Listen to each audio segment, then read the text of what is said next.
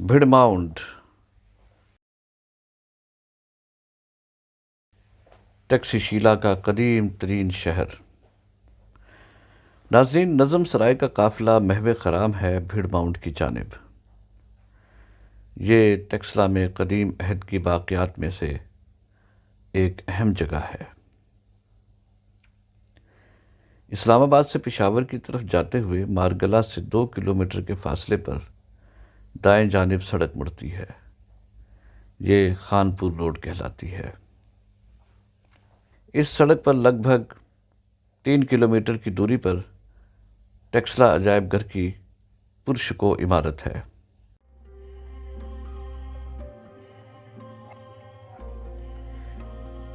اس کے بالمقابل ہی آپ کو ایک آہنی جنگلہ دکھائی دے گا۔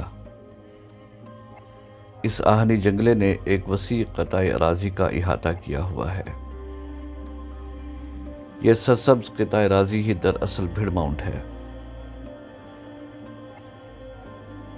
اس زمین کے نیچے تکششیلا کی قدیم آبادی کے آثار مدفون ہیں۔ ایک سرسری نگاہ ڈالنے پر یہ آپ کو محض ایک میدان دکھائی دے گا، مگر کچھ جگہوں پر محکمہ آثار قدیمہ نے کھدائی کر کے آثار دریافت کیے ہیں۔ اولین کھدائی انڈین آرکیالوجیکل سروے کے تحت سر جان مارشل کی نگرانی میں ہوئی۔ بعد ازاں بھی اس جگہ کی کھدائی جاری رہی اور ان کھدائیوں کے نتیجے میں آج ہمیں دنیا کو دکھانے کے لیے بھڑماؤنٹ کی قدیم آبادی کا طرز بود و باش میسر آیا ہے۔ اگرچہ یہ آثار تعمیرات کی صرف بنیادوں تک ہی ہیں، بالائی ڈھانچہ کھدائی کے دوران تباہ ہو گیا تھا۔ یہاں کی تعمیر ان گھڑے پتھروں کی بے ترتیب چنائی کو ظاہر کرتی ہے۔ بعد کے زمانوں میں تعمیر کی یہ شکل تبدیل ہو گئی اور چھوٹے بڑے گھڑے ہوئے پتھروں کو استعمال میں لایا جانے لگا۔ پتھروں کا یہ تعمیراتی طرز وقت گزرنے کے ساتھ ساتھ بہتر سے بہتر شکل اختیار کرتا گیا، جیسا کہ ہم آپ کو اس سے پہلے موڑا مرادو، چولیاں اور سٹوپا دھرما راجیکا کی عکس بندیوں میں دکھا چکے ہیں۔ سرکب شہر کے برعکس اس شہر کی تعمیر میں کوئی خاص منصوبہ بندی دکھائی نہیں دیتی۔ یہاں تنگ گلیاں اور بے ترتیب مکانات دیکھنے کو ملتے ہیں۔ مکانوں کی تعمیر پتھروں کی موٹی دیواروں سے کی جاتی تھی اور چھت لکڑی کی ہوا کرتی تھی۔ سر جان مارشل نے 1913 میں یہاں کھدائی کا آغاز کیا تھا اور تعمیر کی پہلی تہہ، جو کہ ہخامنشی عہد سے تعلق رکھتی ہے، کو دریافت کیا تھا۔ 326 قبل مسیح میں یونانی حملہ آور سکندر اس علاقے پر حملہ آور ہوا۔ بھڑماؤنٹ شہر کے گرد اگرچہ فصیل موجود تھی، تاہم یہ ایسی مضبوط نہیں تھی کہ اس یونانی آندھی کا مقابلہ کر سکتی۔ تکششیلا کے اس وقت کے حکمران راجا امبھی نے مصلحت سے کام لیتے ہوئے نہ صرف سکندر کی اطاعت قبول کر لی، بلکہ آگے کی مہم جوئیوں کے لیے تنومند ہاتھی اور تازہ دم فوج بھی مہیا کی۔ سکندر یہاں کچھ عرصہ رہا۔ اس نے یہاں اپنی مذہبی رسومات بھی ادا کی۔ ان میں خاص طور پر گھوڑے کی قربانی ہے۔ قربانی کی اس رسم کو اشوا میں گد کہتے ہیں۔ بعد ازاں سکندر کی وفات کے بعد اس علاقے پر یونانیوں کی گرفت کمزور پڑ گئی اور چندر گپت موریہ نے اس علاقے کو اپنی تحویل میں لے لیا۔ اس نے یونانیوں کو نکال باہر کیا۔ یوں کہنا غلط نہ ہوگا کہ چندر گپت موریہ پورے ہندوستان کا بادشاہ بن بیٹھا۔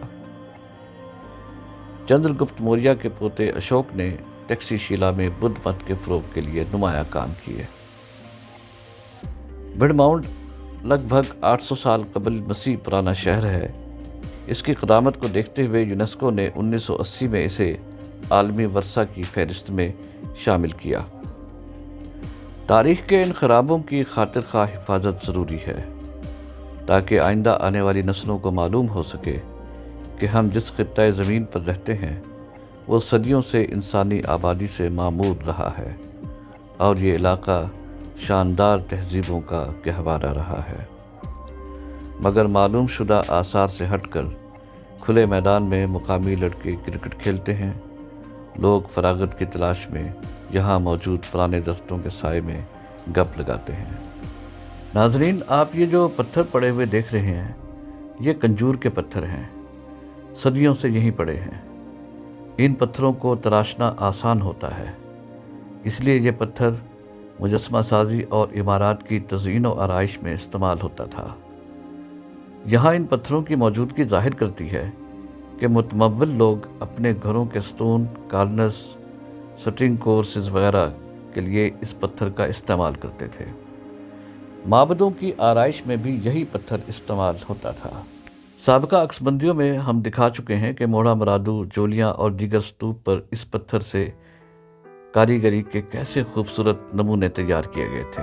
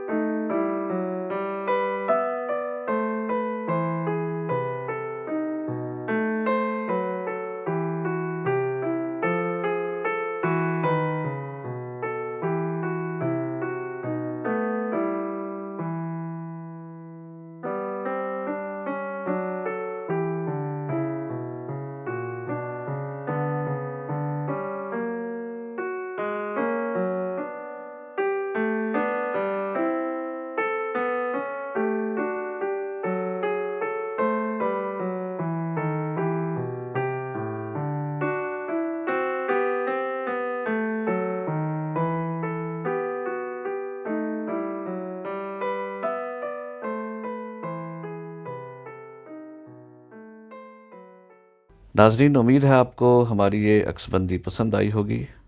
سبسکرائب کیجیے تاکہ آئندہ آنے والی عکس بندیاں بھی آپ تک پہنچ سکیں۔ شکریہ۔